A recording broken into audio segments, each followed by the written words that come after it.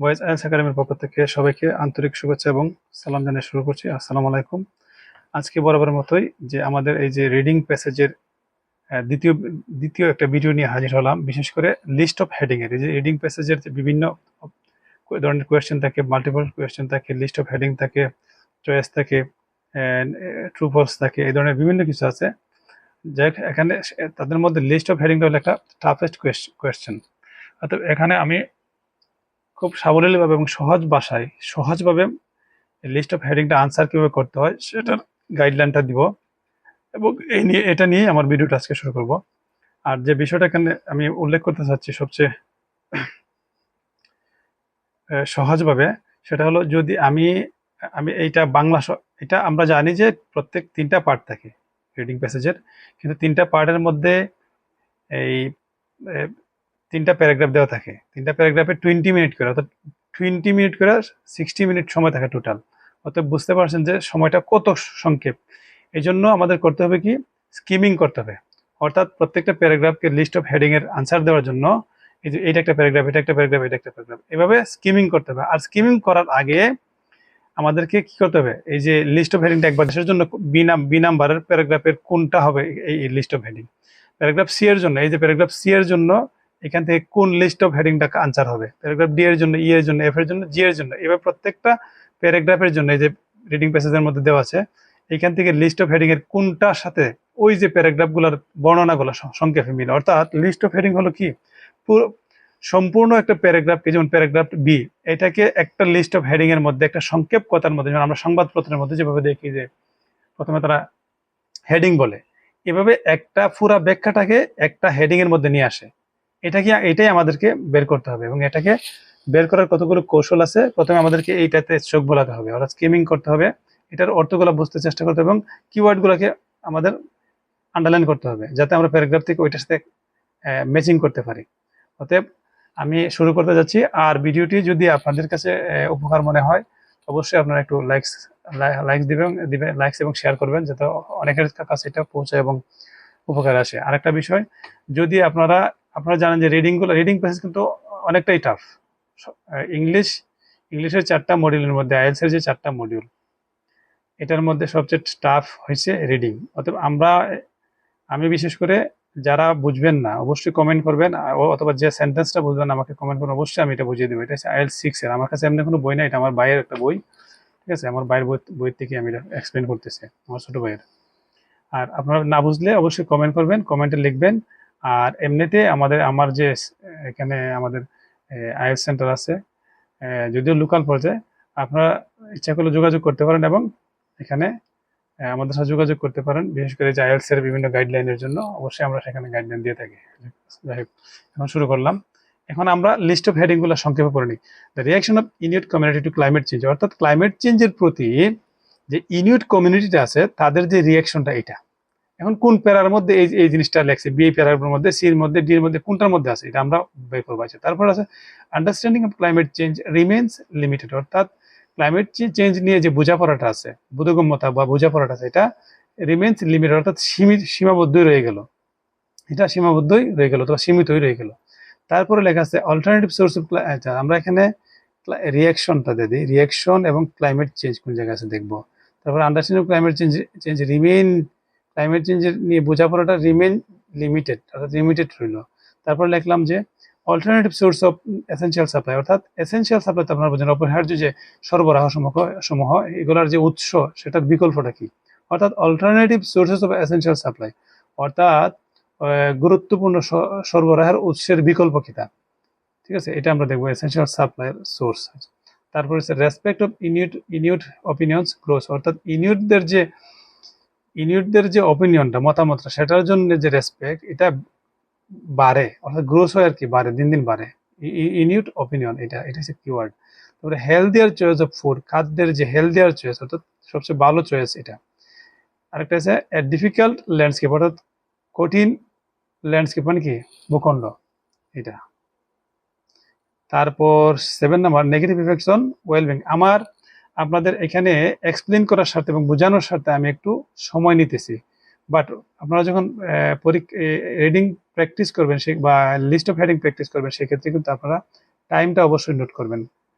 টাইমটা নোট করে ধরেন সর্বোচ্চ আপনার 10 মিনিট নিতে পারেন, আদারওয়াইজ হবে না। কারণ এখানে কয়টা আনসার দেওয়া আছে, 1 2 3 4 5 6টা, তাহলে 13টার মধ্যে যদি 6টা যায়, 6 এর সাথে আর 7টা হচ্ছে অন্য প্রশ্ন আছে, সম্ভবত শূন্যস্থানের আগের ভিডিওতে আমি বলছিলাম শূন্যস্থান ছিল 7টা, এখানে 6টা। অতএব শূন্যস্থান এবং লিস্ট অফ হেডিং মিলাই কিন্তু 13টা প্রশ্ন 20 মিনিটের মধ্যে আনসার করতে হবে, ইনক্লুডিং কিন্তু আপনার আনসার শিটের মধ্যে ট্রান্সফার সহ, অ্যান্সার ট্রান্সফার সহ। যাই হোক, এখন এরপর লেখা আছে নেগেটিভ ইফেক্টস অন ওয়েলবিং, অর্থাৎ কল্যাণ। ওয়েলবিং আমরা জানি কল্যাণ, ওয়েলবিং অর্থ কল্যাণ। এই কল্যাণের উপর যে নেগেটিভ ইফেক্টস গুলো আছে, কল্যাণ মানে কি বিভিন্ন সুযোগ সুবিধা হতে পারে এগুলোর উপর যে নেগেটিভ প্রভাব সমূহ এগুলা। আর এখানে 8 নাম্বারটা কিন্তু 1 নাম্বার পেরার জন্য, এ নাম্বার পেরার জন্য এটা নির্ধারণ করে দেওয়া হয়েছে, অতএব এটা দেখে আমরা সময় নষ্ট না করাই ভালো, better. 9 number benefits of N easier existence, অর্থাৎ সহজতর অর্থাৎ ইজিয়ার মানে কি তুলনামূলক যে সহজ, এই সত্তার সুবিধাসমূহ। আচ্ছা, এখন আমরা প্যারাগ্রাফে যাই, এক এক করে প্যারাগ্রাফগুলো পড়ে। For the Inuit the problem is urgent, অর্থাৎ ইনিউটদের জন্য সমস্যাটা হলো জরুরি। They live in precarious balance with one of the toughest environment on earth, অর্থাৎ বিশ্বের সবচেয়ে কঠিনতম পরিবেশের একটা সাথে তারা অত্যন্ত অনিশ্চিত বা আশঙ্কাজনক অবস্থায় বাস করে। দে লিভ ইন বাস করে তারা, মানে ইউনিট যে কমিউনিটিটা তারা। তারপর লিখছে, আর এইগুলোর জন্য আমরা প্রথম 3টা লাইন পড়ার চেষ্টা করব, আর না হলে 3টা লাইন আর লাস্টের দিক থেকে একটা লাইন, মানে একটা আর কি ফুল স্টপ, এটা পড়লেই এখানের মধ্যে আনসারগুলো ম্যাক্সিমাম ক্ষেত্রে প্রথম 3টা লাইনের মধ্যে এবং লাস্টের একটা লাইনের মধ্যে দেওয়া থাকে। ঠিক আছে, আমরা ওই ধরনের প্র্যাকটিস করি, যদি না পাই সেক্ষেত্রে একটু বাড়বো। তারপরে ক্লাইমেট চেঞ্জ, এই যে ক্লাইমেট চেঞ্জ যেহেতু আছে একটা কথা এখানে আমরা পাইছি ক্লাইমেট চেঞ্জ, এখানে কিন্তু পড়ছিলাম যে ক্লাইমেট চেঞ্জ একটা কিওয়ার্ড। ঠিক আছে, এই যে ক্লাইমেট চেঞ্জ এখানে আছে। তারপর দেখি climate change what ever it's causes, অর্থাৎ ক্লাইমেট চেঞ্জ এটার যে কারণে হোক না কেন, is a direct threat to their way of life, অর্থাৎ এটা হলো তাদের বলতে কি ইউনিটদের জীবন ব্যবস্থার উপর একটা সরাসরি বা প্রত্যক্ষ থ্রেট, হুমকি। আচ্ছা, তারপর লেখছে climate change what ever it's causes it's a direct threat to their way of life, nobody knows the Arctic as well as the locals, অর্থাৎ নোবডি নোজ দ্য আর্কটিক, অর্থাৎ কেউই জানেন আর্কটিক এবং লোকালদের, স্থানীয়দের, যে জন্য উইচ ইজ ওয়াই মানে কি যে কারণে, দে আর নট কন্টেন্ট, তারা সন্তুষ্ট না সিম্পলি সহজেই, to stand back and let মানে ঘুরে দাঁড়াতে, and let outside experts tell them what's happening, এবং তাদেরকে বলতে আউটসাইড যে এক্সপার্ট গুলো আছে, বাইরে থেকে যে বিশেষজ্ঞরা এখানে আসে, তাদেরকে বলতে দেয় না কি করছে এখানে। In Canada where the Inuit people are jealously guarded, তার মানে কি এই যে তাদেরকে বলতে দেয় না, কে দেয় না, এই যে এখানে কি ঘটছে তারা সহজে কিন্তু এই যে is direct threat to their way of life, nobody knows, climate চেঞ্জটা কি সরাসরি তাদের জীবনের একটা কি আঘাত, এবং নোবডি নোজ কেউই জানে না আর্কটিক এবং স্থানীয় লোকালদের, এই জন্য তারা কি করছে, they are not content simply to stand back, সহজে ঘুরে দাঁড়াতে তারা সন্তুষ্ট না, এবং আউটসাইড যে এক্সপার্ট গুলো আছে বাহিরের, তাদের প্রতি কি দেয় না, কি এখানে ঘটছে সেটা বলতে দেয় না। শেষ, তাহলে দেখা গেল যে ইউনিট কমিউনিটি, অর্থাৎ বোঝা গেল যে এখানে ক্লাইমেট চেঞ্জের প্রতি তারা কি আছে, রিয়াকশন অফ ইউনিট কমিউনিটির কি এখানে এই যে বাহিরের যে ক্লাইমেট চেঞ্জের প্রতি একটা রিয়াকশন কিন্তু এখানে ফুটে উঠেছে। এই যে বলছে না যে বাহিরের যারা এক্সপার্টটা এখানে আসে তাদেরকে বলতেই দেয় না বা জানতে দেয় না, যে তারা জানে এটা তাদের জন্য একটা সমস্যা, তাদেরকে বলতে দেয় না। এই জন্য এই যে এটাই 1 নাম্বার আনসার। ঠিক আছে, এখানে বলা হয়েছে reaction of unit community two climate change, অর্থাৎ ক্লাইমেট চেঞ্জের প্রতি ইউনিট যে কমিউনিটি তাদের একটা রিয়াকশন এখানে তুলে ধরা হয়েছে। অতএব আমাদের আনসার বি নাম্বার আনসার হবে আইটা। আচ্ছা, তারপর আমরা যাই the Canadian Arctic is the vast treeless polar deserts that's covered with snow for most of the year, অর্থাৎ আরেকটা বিষয় এখানে কিন্তু অবশ্যই রিডিং পড়ার অভ্যাস ভালোভাবে করতে হবে এবং রিডিং পরে বুঝে পড়তে হবে। তবে হ্যাঁ, আপনারা যদি আইএলটিএস এর প্রিপারেশন নেন সেক্ষেত্রে অবশ্যই রিডিংটা আপনাদের ভালোভাবে ক্লিয়ার করতে হবে, কারণ রিডিং যদি ভালো করে জানা হয় সেক্ষেত্রে এই আইএলটিএস এর লিসেনিং, স্পিকিং, রাইটিং সবগুলোই ভালো হবে, কারণ রিডিং হচ্ছে সবকিছুর ফাদার মাদার। এই জন্য রিডিংটাকে অবশ্যই ভালো করে বোঝার চেষ্টা করবেন। রিডিং কিন্তু টাফ, এবং এখানে রিডিং খুব সাবল্য, আপনাদের বোঝার যে মাত্রাটা সেটা কিন্তু একটু দ্রুত হতে হবে, মানে রিডিং পড়াটার যে স্পিডটা একটু বেশি হতে পারে, যাতে দ্রুত পড়ে দ্রুত অর্থ বের করতে পারে। কারণ হচ্ছে কি, কারণ হলে সময় তো খুব সংক্ষেপ সংক্ষেপ, এই জন্য এই প্র্যাকটিসটা করবেন। আর যারা বুঝবেন না অবশ্যই বারবার রিকোয়েস্ট রইল, অবশ্যই যোগাযোগ করবেন আমাদের সাথে রিডিং বোঝার জন্য, আর কমেন্ট করবেন।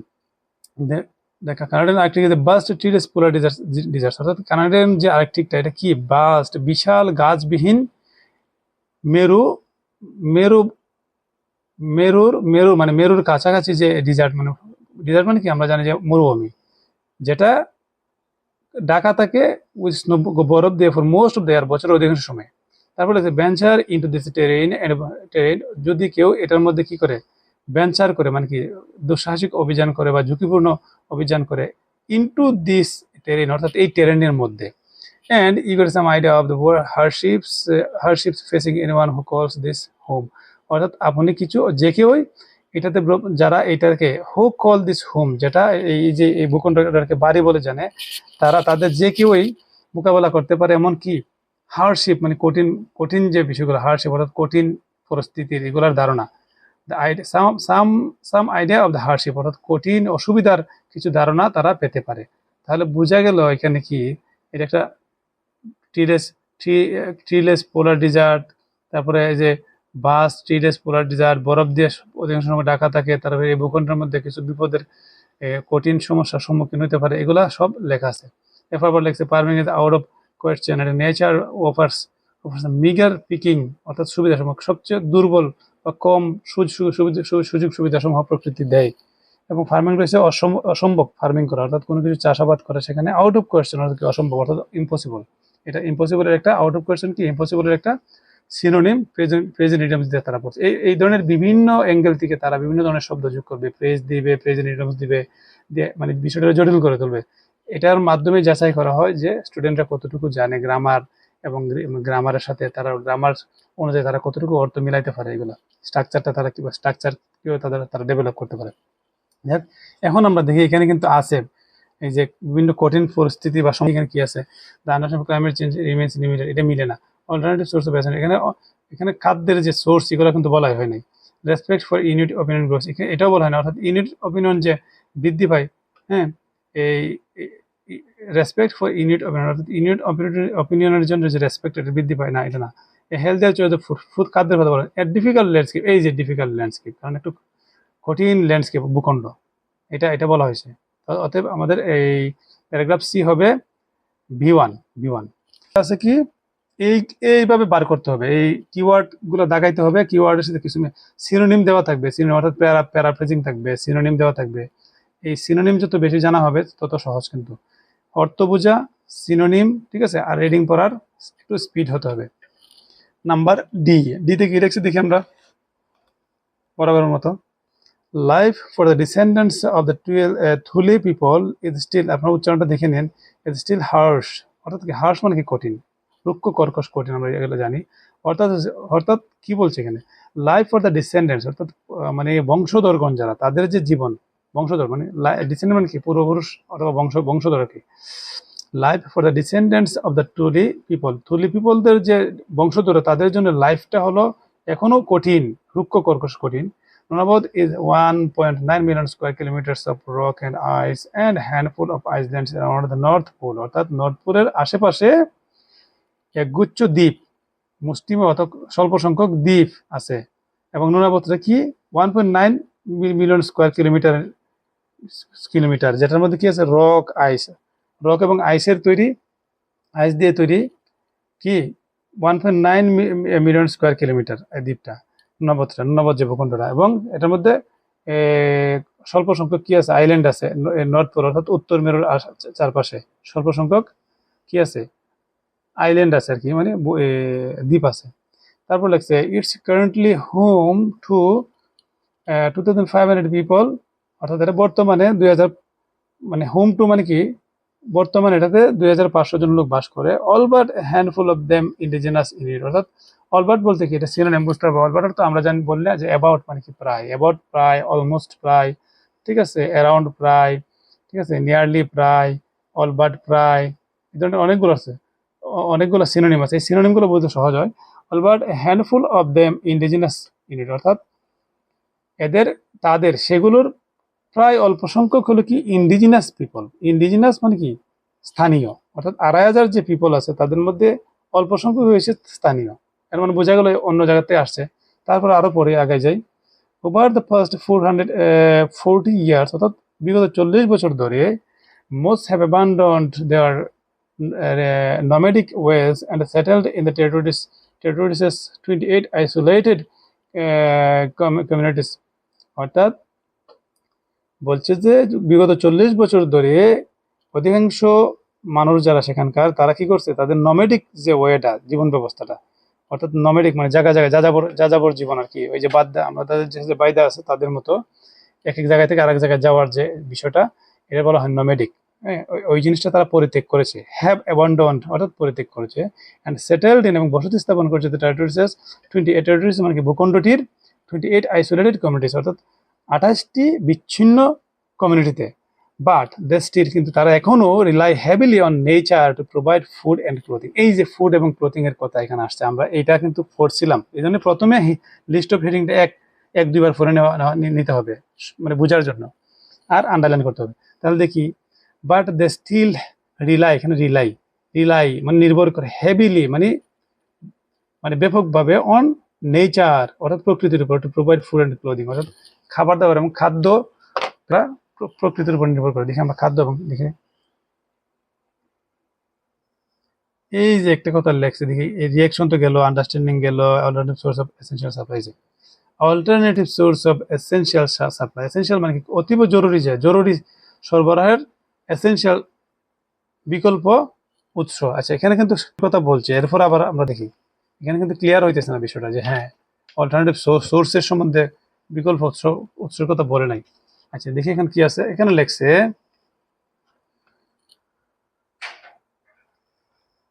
এখানে লেখা হয়েছে যে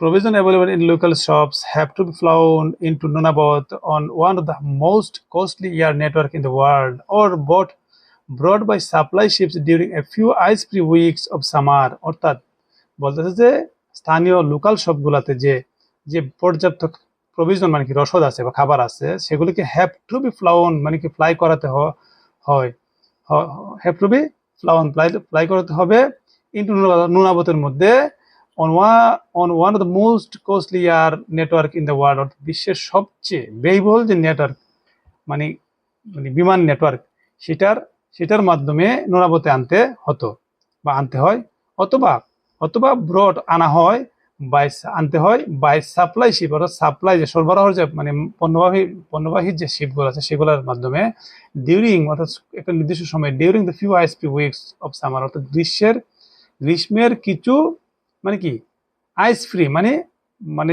যে সময়গুলোতে আইস থাকে না, বরফ থাকে না, গ্রীষ্মের একটা নির্দিষ্ট সময়ে ওই শুধুমাত্র ওই সপ্তাহগুলোতেই আনতে হবে। তাহলে এই জিনিসটা বোঝা গেল। এরপর লেখা আছে যে it would cost a family around pound a year to replace meat they obtained themselves through hunting with imported meat। অর্থাৎ এখানে বলছে it would cost, এটির খরচ হবে ফ্যামিলি মানে ফ্যামিলি প্রতি অ্যারাউন্ড 7,000 কি এই যে পাউন্ড ইয়ার, অর্থাৎ বছরে 7,000 মানে পাউন্ড খরচ হয় প্রতি পরিবারের জন্য, to replace meat they obtain themselves through hunting, অর্থাৎ তারা শিকার করে, এই জিনিসটা একটু গুরুত্ব দিতে হবে, তারা নিজেরা শিকারের মাধ্যমে যে মিটগুলা পায় সেগুলা রিপ্লেস করতে, পরিবর্তন করতে উইথ ইম্পোর্টেড মিট, অর্থাৎ মানে আমদানিকৃত মিটের সাথে সেগুলাকে পরিবর্তন করতে ফ্যামিলি প্রতি ওই যে বিভিন্নভাবে যানবাহনের মাধ্যমে খরচ করে যায় 7,000 পাউন্ড খরচ হয় প্রতি ফ্যামিলি প্রতি। তাহলে এখানে বিকল্প একটা উৎস কিন্তু বলছে। তারপর লেখা ইকোনমিক অপরচুনিটিস স্কেয়ার্ড, এখানে অর্থনৈতিক যে সুযোগ সুবিধা সমূহ একবারে বিরল মানে একেবারে অপ্রতুল, অ্যান্ড ফর মেনি পিপল, এবং অনেক মানুষের জন্য স্টেট বেনিফিটস আর দেয়ার ওয়ানলি ইনকাম, মানে অনেক মানুষের জন্য রাষ্ট্রীয় যে সুবিধা সমূহ সেটাই হচ্ছে একমাত্র ইনকাম তাদের। তাহলে এখানে alternative source of essential supplies, এটা 3 নাম্বার। তাহলে ডি নাম্বার হলে কি 3 নাম্বার। তারপর আসতেছে E number, where the unit may not actually starve if hunting and trapping are curtailed by climate change, there has certainly been an impact on people's health। এই লাইনের মাধ্যমে কি বলা হয়েছে মানে দ্রুত করে বুঝতে হবে কিন্তু, while the unit may not actually starve, যদিও ইউনিটটা হয়তো হয়তো কার্যত স্টার্ভ করবে না যদি হান্টিং এবং ট্র্যাপিং, যেটা মানে ট্র্যাপিং মানে কি ফাঁদে ফেলে কোনো কিছু যে অর্জন করা হয়, আর হান্টিং মানে কি শিকার করা হয়, যদি আর কার্টেল বা ক্লাইমেট চেঞ্জ, অর্থাৎ ক্লাইমেট চেঞ্জের দ্বারা যদি ক্লাইমেট মানে আবহাওয়া পরিবর্তন সংক্রান্ত বিষয় দ্বারা যদি ট্রাফিং করার এবং তাদের শিকার করার বিষয়টা কি হয়, কমে যায়, আর কার্টেল কমে যায় বা হ্রাস পায়, সেক্ষেত্রে তবু তারা যদি তখন তারা যদিও কি হোক না খেয়ে থাকবে না, অথবা না না খেয়ে থাকে না, তবুও there has certainly been an impact on people's health, অর্থাৎ মানুষের স্বাস্থ্যের উপর নিঃসন্দেহে কি একটা প্রভাব ফেলে। কি কি প্রভাবগুলা? অবেসিটি, এই যে স্বাস্থ্যের মধ্যে একটা প্রভাব ফেলা। এরপর লেখে কি কি, যে অবেসিটি, হার্ট ডিজিজ, অবেসিটি মানে স্থূলতা, হার্ট ডিজিজ মানে হার্টের রোগ, and diabetes are becoming to appear in people for whom this have never before been problems, অর্থাৎ বলতেছে যে have never before been problems, অর্থাৎ আগে কখনো সমস্যা হয়নি, ফর পিপল ফর হুম, যে মানুষগুলোর জন্য আগে সেগুলো কোনো সমস্যা হয়নি, এখন এগুলা কি হয়েছে, এই যে obesity, heart disease and diabetics R beginning to appear, সেগুলো আর এখন বর্তমানে দেখা দিতে শুরু করছে। ইন পিপল, ওই মানুষগুলোর মধ্যে যাদের জন্য সেগুলো আগে কখনো সমস্যা হয়নি। এই যে this have never before been problems, এগুলো আগে কখনো সমস্যা, অর্থাৎ যে মানুষগুলোর মধ্যে আগে কখনো এগুলো সমস্যা হয়নি, তাদের মধ্যে এখন এই রোগগুলো দেখা দিতে শুরু করছে। তাহলে দেখি কিটা লাগছে। একটা গেল, এটা গেল, তারপরে গেল আন্ডারস্ট্যান্ডিং ক্লাইমেট চেঞ্জ চলে গেল, অল্টারনেটিভ সোর্সেস সেটা পড়লাম, respect for Inuit people opinion grows, এটা তেমন কিছু নাই। তারপরে হেলদিয়ার চয়েস অফ ফুড, হ্যাঁ এটা আসে নাই। ডিফিকাল্ট ল্যান্ডস্কেপ, এটা তো গেল। তারপর হচ্ছে নেগেটিভ ইফেক্টস অন ওয়েলবিং, তাদের যে সুযোগ সুবিধা সময় এটার উপর একটা নেতিবাচক প্রভাব পড়ছে। এই যে এইটাই কিন্তু এই যে নেতিবাচক, এই নাম্বারটা হবে নেগেটিভ ইফেক্টস অন ওয়েলবিং, অর্থাৎ তাদের কল্যাণের উপর পাওয়া গেছে। এখন আমরা এফ নাম্বার দেখি কি বলছে। এফ নাম্বারটা হলো একটা আছে, which is so much at stake, the Inuit are determined to play a key role in teasing out the mysteries of climate change in the Arctic. Having survived there for centuries, they believe their wealth of traditional knowledge is vital to the task. And Western scientists are starting to draw on this wisdom, increasingly referred to as the Inuit Koji Maja Tukanjit or IQ. আচ্ছা, আমরা দেখি বলছে যে এত বিপদ সত্ত্বেও, অ্যাটস্টিক মানে কি ইনডেঞ্জার, সিনোনিম হলো কি ইনডেঞ্জার, এত বেশি বিপদ সত্ত্বেও the Inuit are determined to play a key role, অর্থাৎ ইনুইটরা একটা গুরুত্বপূর্ণ ভূমিকা পালন করতে আর ডিটারমাইন্ড বদ্ধপরিকর in teaching about the mysteries of climate change, অর্থাৎ ইন দ্য আর্কটিক মানে কি ওই যে আর্কটিক অঞ্চল, যা ওইটাতে আর্কটিক অঞ্চলের যে ক্লাইমেট চেঞ্জের যে মিস্টেরিয়াসটা, রহস্যসমূহ, সেটাকে উদ্ঘাটন করতে বা বের করতে, টিচিং আউট মানে কি বের করতে, মূল বিষয়টাকে বের করা হয়েছে টিচিং আউট, প্রেজাল ভার্ব ক্ষেত্রে তারা, অর্থাৎ আর্কটিকের যে ক্লাইমেট চেঞ্জটা সেটার রহস্যটাকে উদ্ঘাটন করার ক্ষেত্রে ইনুইটরা গুরুত্বপূর্ণ ভূমিকা পালন করতে বদ্ধপরিকর, এই সে বিষয়টা। তারপর লাগছে having survived there for centuries, সেখানে শত বছর বেঁচে থাকার পর দে বিলিভ দেয়ার, আপনারা মানে এখানে কিন্তু গ্রামাটিক্যালের বিষয় আছে, মানে রিডিং করার অনেক সিস্টেম আছে, আমি কিছু টাচ করতেছি, আর এতগুলো সম্ভব না, আপনারা যোগাযোগ করবেন অথবা কমেন্ট করবেন যেটা না বুঝেন। They believe their wealth of traditional knowledge is vital to the task, অর্থাৎ তারা বিশ্বাস করে যে সেখানে 17 বছর ধরে সেখানে বেঁচে থাকার পরে তারা বিশ্বাস করে, তাদের একটা এক্সপিরিয়েন্স হয়েছে, তারা বিশ্বাস করে যে তাদের যে প্রচলিত জ্ঞানের সমৃদ্ধির, অর্থাৎ সমৃদ্ধ প্রচলিত জ্ঞানটা সেটা ওই কাজটার জন্য মুখ্য, অর্থাৎ অতীব জরুরি। And western scientists are starting to draw on this wisdom, এবং ওই ওয়েস্টার্ন যে সায়েন্টিস্টরা, বিজ্ঞানীরা, তারা এই যে জ্ঞানটা সেটাকে কি করছে, ড্র অন মানে কি, ড্র অনের সিনোনিম আমি বলি ড্রন, ইউজ, হ্যাঁ ইউজ অথবা এক্সপ্লয়েট, অর্থাৎ নিজস্ব স্বার্থে কোনো কিছু ব্যবহার করা, এটা বলা হয় ড্র অন। ড্র অনের আরেকটা সিনোনিম কি, ইউজ, ঠিক আছে, এটা জানেন কিন্তু একটা সিনোনিম, এটা হচ্ছে ড্র অর্থ ব্যবহার করা, এটা ফ্রেজাল ভার্ব। তাহলে উইজডমটাকে ব্যবহার করতে শুরু করেছে, আর স্টার্টিং ব্যবহার করতে শুরু করেছে ক্রমবর্ধন বা ইনক্রিজিংলি রেফার্ড টু অ্যাজ ইনিউট, এবং এটার যে ব্যবহার করছে এটার নাম দিছে ইনিউট কজি মাজা তো বড় ইয়ে তো কাঞ্জিত হিসাবে অথবা আইকিউ সংক্ষেপে লেখছে আইকিউ হিসাবে এটাকে ক্রমবর্ধমানভাবে উল্লেখ করা হয়। এরপর লেখছে they just figure this people don't. আচ্ছা, in the early days scientist ignored us. এখানে কিন্তু বোঝা যাচ্ছে না এখনো। ইন দ্য আর্লি, এখানে দেখি আমরা কি এখান থেকে কিন্তু পড়লে এখানে যে বলছে এই কথাগুলো কিন্তু তেমন কিছু এখানে অর্থ দিতেছে না, ঠিক আছে। In the early days the scientists ignored us when they came up here to study anything. বলতেছে আগেকার দিনগুলোতে প্রথম যে দিনগুলো সেইগুলোতে সায়েন্টিস্টরা আমাদেরকে ইগনোর করতো, মানে কি প্রত্যাখ্যান করতো। When they came up here, যখন তারা এখানে আসতো টু স্টাডি এনিথিং, কোনো কিছু গবেষণা করতে। They just figured this people don't know very much. তারা শুধুমাত্র মনে করতো যে, মানে বুঝতো যে এই মানুষগুলা কোনো কিছু জানে না, কোনো কিছু খুব বেশি জানে না। সো তাই উই ওয়ান্ট আস্ক দেম, আমরা তাদেরকে জিজ্ঞাসা করবো না। এই কথাটা কে বলছে? সেথ জন এমাগৌলিক and unit leader and politician. অর্থাৎ জন এমাগৌলিক নামক একজন স্থানীয় ইউনিট যারা আছে এই উপজাতিরা, এটার লিডার এবং পলিটিশিয়ান তিনি এই কথাটা বলছে। But in recent years IQ has had much more credibility and wait.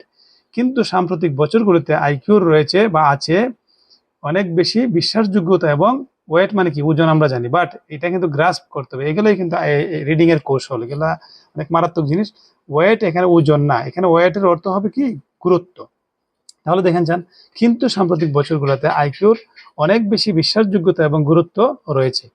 আর এখানে হ্যাজ হ্যাড মানে কি, হ্যাজ হ্যাড এর ব্যবহারটা ভালো করে আপনারা দেখে নেবেন, ঠিক আছে। যদি না বুঝেন অবশ্যই কমেন্ট করবেন, কারণ সময় খুব কম। এটা হচ্ছে কি পারফেক্ট টেন্স, হ্যাজ হ্যাড মানে পারফেক্ট টেন্স।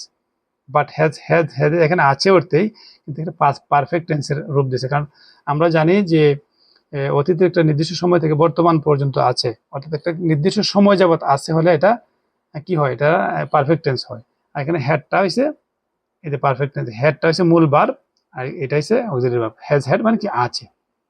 তারপর দেখ ইনফ্যাক্ট, তাহলে এখন দেখি ক্রেডিবিলিটি, এই যে এখানে এখন কি করছে, এই যে তাদের প্রতি একটা বিশ্বাসযোগ্যতা এবং গুরুত্ব যা আছে এটা অনুধাবন। এখানে আমরা পড়তে দেখি এই যে রিয়াকশন অফ, এটা পড়ছি। আন্ডারস্ট্যান্ডিং ক্লাইমেট চেঞ্জ, এটা অলরেডি হয়ে গেছে। অলরেডি সোর্স অফ এসেনশিয়াল, এটা হয়ে গেছে। তারপর রেসপেক্ট অফ এই যে ইউনিট পিপল গ্রোস, অর্থাৎ ইউনিট যে মানুষ তাদের অপিনিয়নের জন্য যে রেসপেক্টটা সেটা বৃদ্ধি পায়, এই যে মিলে। এখানে দেখি আগে এই যে বললো না, they just figure those people don't know very much so we want ask them. আমরা তাদেরকে জিজ্ঞাসা করবো, তারা খুব বেশি কিছু জানে না, কিন্তু তাদেরকে তোয়াক্কা করতো, রিজেক্ট করতো। কিন্তু লেখছে এটা কি একজন স্থানীয় পলিটিশিয়ান রয়েছে। তারপর লেখছে but in recent years IQ has had much more credibility and weight. In fact it is now a requirement, এটা আরো লিখি, in fact it is now a requirement for anyone hoping to get permission to do research that the concerned the communities who are helping to set the research agenda to reflect the most important concerns। অর্থাৎ কি বলছে, কিন্তু প্রকৃতপক্ষে এখন একটা requirement হয়ে গেছে, মানে পূর্ব শর্ত হয়ে গেছে জিনিসটা, যে কেউ ফর এনিওয়ান, যে কোনো কারোর জন্য যারা কি hoping to get permission to do research, অর্থাৎ রিসার্চ করতে পারমিশন পেতে, মানে কি পারমিশন পেতে কি আশাবাদী বা আশা করে, এমন যে কেউ যারা রিসার্চ করার জন্য পারমিশন পেতে আশা করে, তাদের জন্য এটা একটা আবশ্যক হয়ে গেছে, একটা রিকোয়ারমেন্ট হয়ে গেছে। কি রিকোয়ারমেন্ট? যে দে কনসাল্ট কমিটির সাথে কি কনসাল্ট করতে করবে, অর্থাৎ পরামর্শ করবে।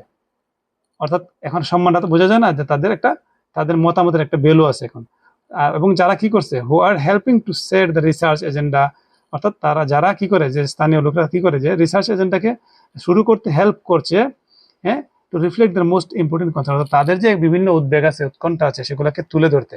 এবারে হুবহু মিলে যায় যে এই যেখানে respect for unit opinion gross, অর্থাৎ কি এই যে এখানে প্যারাগ্রাফ এফ এ কি হবে,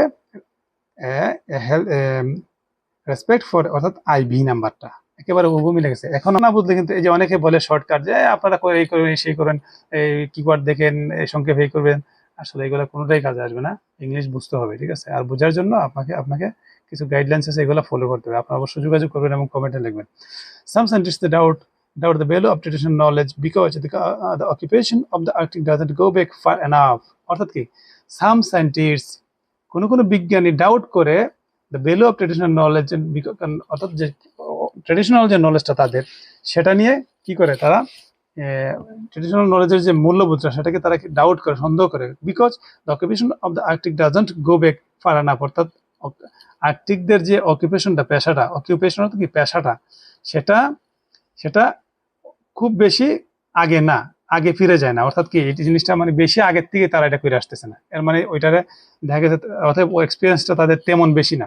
তারপর দেখি আরো কি লেখছে দেখি, আদার্স মানে অন্যান্যরা, এই যে কিছু বিজ্ঞান তো আছে এবং অন্যান্যরা, হাউএভার পয়েন্ট আউট দ্যাট, অন্যান্যরা যদিও দেখায় যে পয়েন্ট আউট মানে কি দেখানো বা নির্দেশ করা, যে the first weather station in the far north date back just 50 years, অর্থাৎ অন্যান্যরা, বিজ্ঞানদের পাশাপাশি অন্যরা যদিও নির্দেশ করে যে north in the far north, অর্থাৎ ফার নর্থে যে ওয়েদার স্টেশনটা, প্রথম ওয়েদার স্টেশনটা, এটা শুধুমাত্র 50 বছর আগে থেকে বিদ্যমান। অর্থাৎ আমরা ডেট ব্যাক, অর্থাৎ ডেট ব্যাক কথাটার অর্থ এটা যে প্রেজেল, কোনো এই যে প্রেজেল ওয়ার্ড, কোনো কিছু অতীতে একটা নির্দিষ্ট সময় থেকে বিদ্যমান কোনো জিনিস এই 50 বছর থেকে বিদ্যমান, অর্থাৎ মানে বেশি দিন হয়েছে না। এই যে ডাটাটা, এর মানে বোঝা গেল যে ডাটা, এটার থেকে যে ডাটা পাবো আমরা, এটা তো মানে খুব বেশি দিনের না যে আমরা এটা নিয়ে যে আমরা রিসার্চ করবো। There are still huge gap in our environmental knowledge, and despite the scientific onslaught, many predictions are no more than best guesses. অর্থাৎ বলতেছে যে যদিও there are still huge gap, অর্থাৎ বলতেছে যে এখনো অনেক গ্যাপ আছে in our environmental knowledge, অর্থাৎ আমাদের পরিবেশগত জ্ঞানের মধ্যে অনেক গ্যাপ আছে, এবং বৈজ্ঞানিক অনেক আক্রমণ বলতে এখানে ওয়ানসলেট মানে কি আক্রমণ বলতে কি বৈজ্ঞানিক বিভিন্ন আবিষ্কার সত্ত্বেও মেনি প্রিডিকশনস আর নো মোর দেন বেস্ট গেসেস, অর্থাৎ অনেক প্রিডিকশন, যে প্রিডিকশন মানে কি পূর্বের থেকে অনুমান, যেটা এটা মানে সবচেয়ে ভালো ধারণার চেয়ে বেশি কোনো কিছু না, এই জিনিসটা বলতেছে আর কি। এখন বলছে যে IQ could help bridge, IQ বলতে কি, এই যে আইকিউ বলছিল ইনিউট, এই যে ইনিউটদের এই জিনিসটা, জ্ঞানটা, এই যে উইজডমটাকে আইকিউ বলা হয়েছিল, এই জিনিসটা বুঝতে হবে কিন্তু এই আইকিউটার সঙ্গে বলতেছে IQ could help to bridge the gap and resolve the tremendous uncertainty about how much of what we are seeing in natural capriciousness and how much is the consequences of human activity. অর্থাৎ বলতেছে যে IQ যে জিনিসটা, এটা অর্থাৎ ওই যে মানে ইনিউটদের যে জ্ঞানটা, তাদের পূর্বগত যে জ্ঞানটা হয়ে আসছিল, এই জিনিসটা could help to bridge the গ্যাপটাকে কি করতে পারে, পূরণ করতে সহায়তা করতে পারে, এবং সমাধান করতে পারে দ্য ট্রিমেন্ডাস আনসার্টেনিটি, অর্থাৎ ট্রিমেন্ডাস মানে কি ব্যাপক, অর্থাৎ ব্যাপক তীব্র যে অনিশ্চয়তা অ্যাবাউট কি সম্পর্কে, যে how much of words we are seeing is natural ক্যাপ্রিসিয়াস, অর্থাৎ প্রাকৃতিক যে কৌতূহলপনা, এটা যা আমরা দেখছি এটার কতখানি, অর্থাৎ প্রাকৃতিক যে কৌতূহল আর কি, এটা বলা হয় কৌতূহলিত বলা হয়, এটার কি পরিমাণ প্রাকৃতিক ক্যাপ্রিসিয়াসনেস, এবং how much is the consequence of humanity, অর্থাৎ এবং বাকিটা হচ্ছে কি কতখানি এসে মানবীয় কার্যাবলীর ফলাফল কতটুকু, এবং যে আমরা যা দেখছি যে প্রাকৃতিক কিতা এটা খেয়ালিপনা বা এই যে কৌতূহলপূর্ণতা, এটার কতখানি সে সম্পর্কে তীব্র অনিশ্চয়তাকে সমাধান করতে এবং গ্যাপটাকে পূরণ করতে আইকিউটা সমাধান করতে পারে।